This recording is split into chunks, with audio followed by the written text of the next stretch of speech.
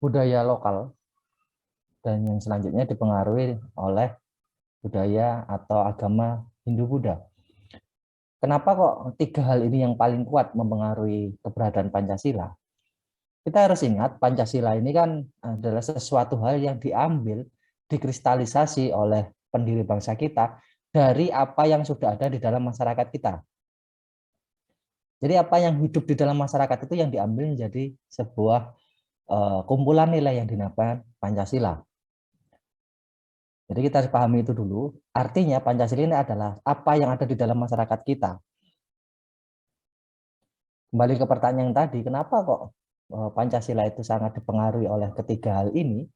Karena jauh sebelum adanya Pancasila, jauh sebelum adanya negara ini ada, masyarakat yang hidup di wilayah yang sekarang namanya Indonesia ini telah memiliki nilai-nilai budaya yang sangat dipengaruhi oleh beberapa aspek religius. Yang pertama, dipengaruhi oleh aspek agama lokal atau agama budaya, agama sejarah.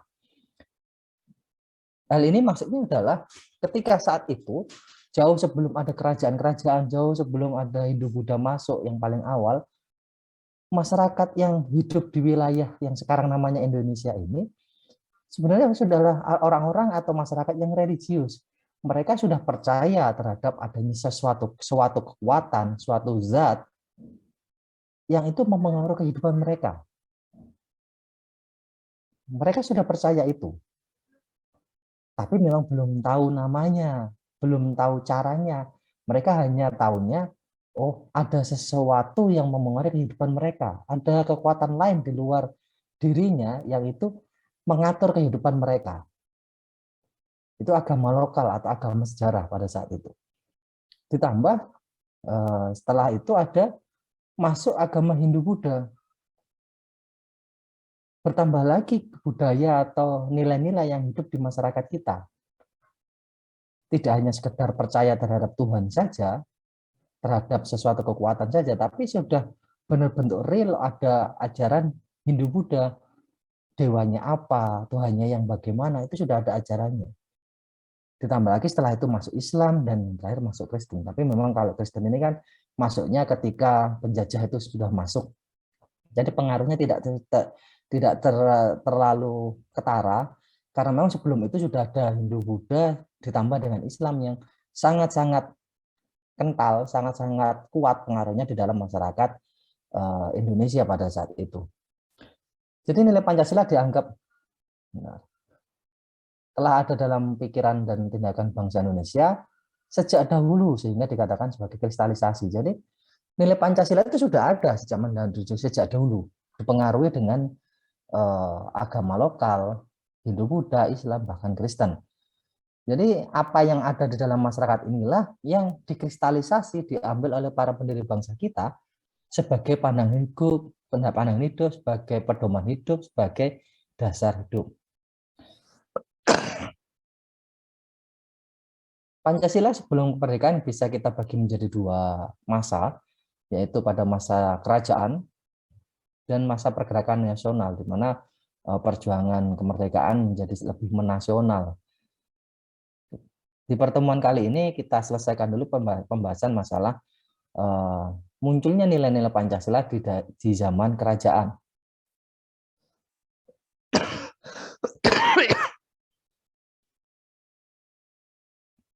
Yang pertama di zaman kerajaan Kutai Kartanegara sebagai kerajaan pertama yang muncul di wilayah yang sekarang namanya Indonesia ini. Kerajaan Kutai Kartanegara meninggalkan nilai-nilai yang luar biasa, meninggalkan cara-cara hidup yang luar biasa bagi masyarakat kita. Bisa disimpulkan di bawah di sini yang dibeli ada nilai ketuhanan, nilai integrasi sosial, dan nilai kebersamaan yang menjadi peninggalan utama dari negara kerajaan Kutai Kartanegara. Kerajaan Kutai Kartanegara menjadi kerajaan pertama yang muncul di negara kita, di wilayah yang sekarang Indonesia ini, dan wilayah yang dulu menjadi wilayah kerajaan Kutai Kartanegara ini nantinya insya Allah akan menjadi ibu kota negara yang baru kan di sekitar situ, di daerah Kartanegara, Kota Kartanegara. Kembali ke nilai-nilai yang ditinggalkan oleh kerajaan ini, yang pertama nilai ketuhanan. Nilai ketuhanan di sini menggambarkan bagaimana masyarakat Kutai Kartanegara saat itu memang meyakini terhadap adanya Tuhan, dewa pada saat itu, dengan cara memberikan persembahan terhadap dewanya, melakukan kegiatan-kegiatan yang itu memberikan persembahan terhadap dewa, melaksanakan kewajiban terhadap dewanya dengan baik. Dan modelnya adalah selain memberikan persembahan terhadap dewanya, juga memberikan sedekah, yang itu atas nama perintah dewa, perintah agamanya, perintah keyakinannya. Sedekah kepada sesama manusia, sesama warga kerajaan. Nah, nilai-nilai ini yang menjadi peninggalan utama dari negara kerajaan Kutai Kartanegara. Nilai kebersamaan, nilai berbagi, nilai sosial, dan yang paling utama adalah nilai ketuhanan atau nilai religi. Yang kedua adalah kerajaan Sriwijaya. Nilai religi, nilai ketuhanan tetap ada, karena harus kita ingat, nggak boleh lupa bahwa seluruh kerajaan yang pernah berdiri di wilayah yang sekarang namanya Indonesia ini adalah kerajaan-kerajaan yang memang berlatar belakang agama. Kalau Anda ingat, semua kerajaan pasti kalau diingat itu, ini pertanyaannya adalah, ini kerajaan Hindu atau Buddha atau Islam? Ini artinya kan kerajaan-kerajaan yang ada itu memang berlatar belakang agama dan pasti punya nilai religi, nilai ketuhanan. Namanya juga kerajaan agama. Selain itu, kerajaan Sriwijaya juga meninggalkan nilai persatuan. Karena Sriwijaya menjadi kerajaan yang termasuk yang salah satu paling awal yang punya keinginan untuk menyatukan wilayah Nusantara pada saat itu. Walaupun belum tercapai dan belum seberhasil Majapahit. Yang selanjutnya adalah nilai internasionalisme. Di sini artinya Kerajaan Sriwijaya dalam melakukan ekspansi ke wilayah kerajaan lain tidak hanya sekedar ingin menguasai terus menjadikan wilayah tersebut menjadi bagian dari Kerajaan Sriwijaya, tapi juga selain ingin menguasai juga ingin bekerja sama dengan kerajaan yang lain. Dia mengekspansi sebuah kerajaan yang lain tidak sekedar hanya untuk menguasai, tapi untuk bekerja sama juga. Inilah yang muncul sebentar. Muncul nilai-nilai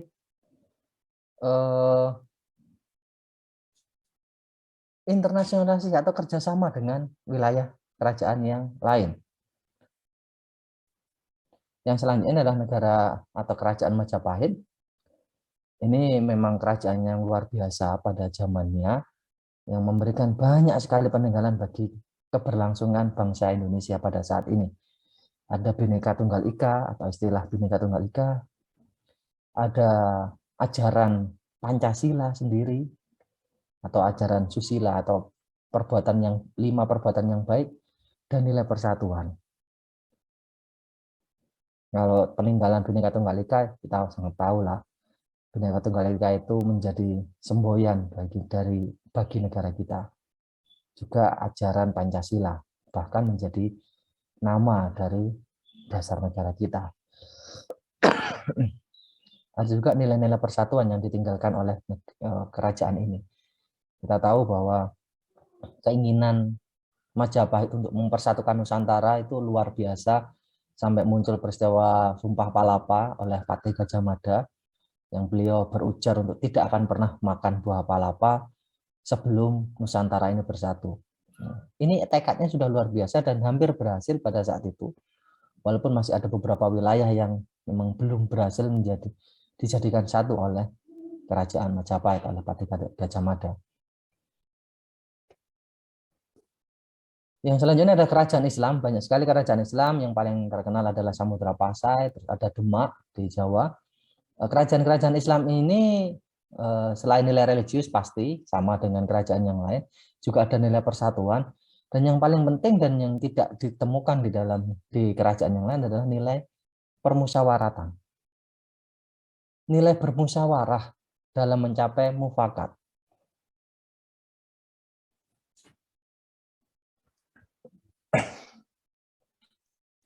Sebentar ini.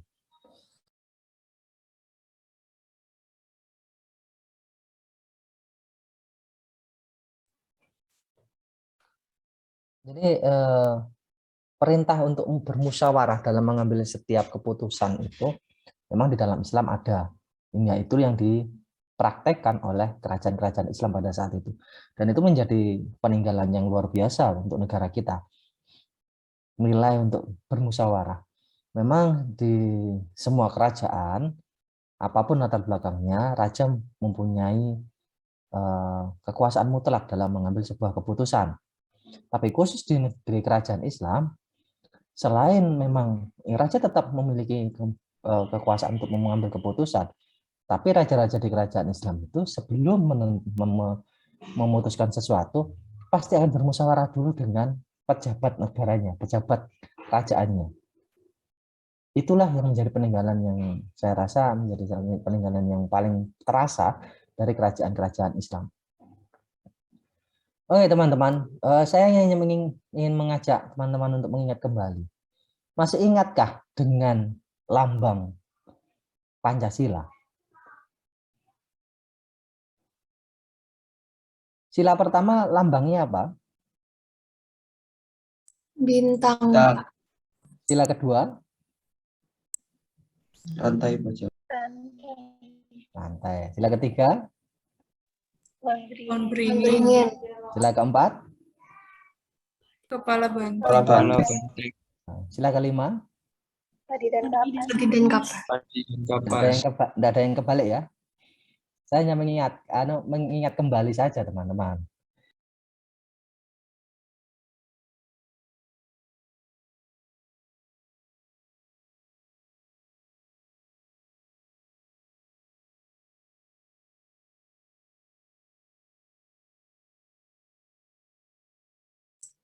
Mohon maaf Pak, masih ke-mute.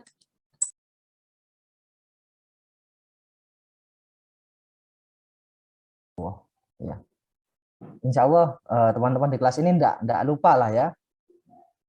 Tidak lupa lah dengan simbol-simbol 5 sila ini. Termasuk dengan berapa jumlah bulu. Nah, ini menggambarkan apa? Ini kan insya Allah tidak ada yang lupa lah. Jadi simbol-simbol ini teman-teman,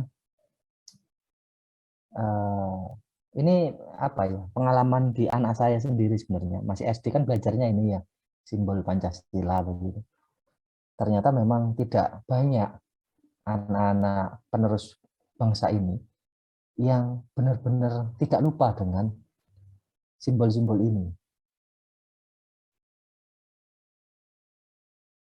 Jadi teman-teman juga harus sedikit demi sedikit, kalaupun ada anak kecil di rumah, ada adik atau ponakan begitu, ya sedikit sudah dikenalkan lah dengan gambar-gambar ini, agar nantinya tidak salah kaprah dalam memahami simbol sila 1 dengan sila kelima.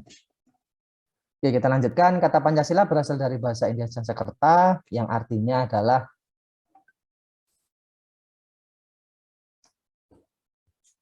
sila.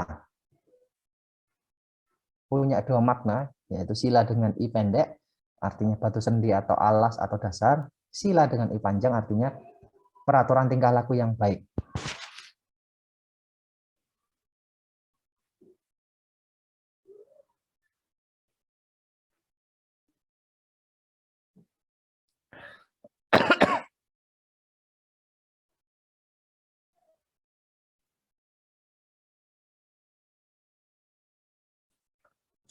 Kata sila yang bermakna moral ini diserap dalam bahasa Indonesia menjadi kata asusila, susila, atau tingkah laku yang baik.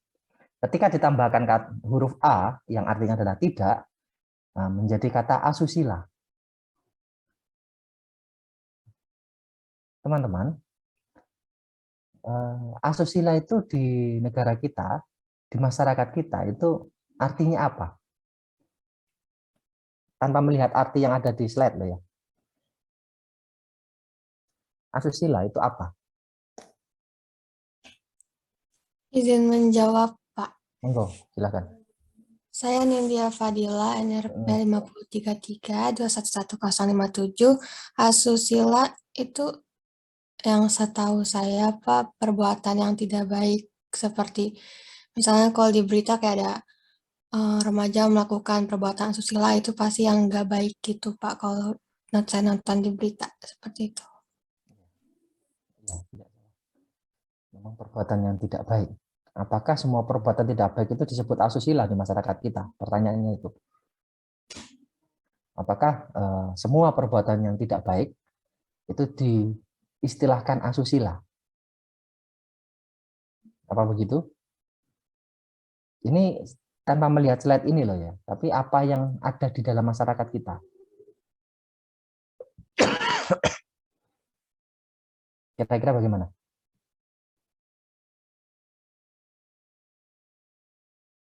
Ada yang mau membantu saya?